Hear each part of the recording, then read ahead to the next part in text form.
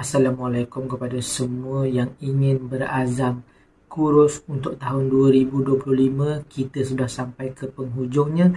Nampaknya azam kurus tetap tidak kurus, cuma azam saja yang kurus.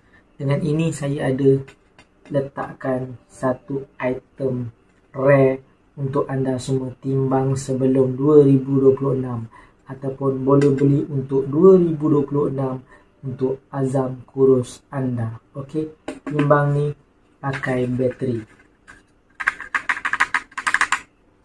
double A saja. Double A ya. Yep.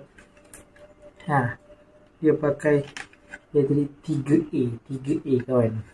Lepas tu masuk macam ni, tu timbang pijak je. Okey, selamat mencuba.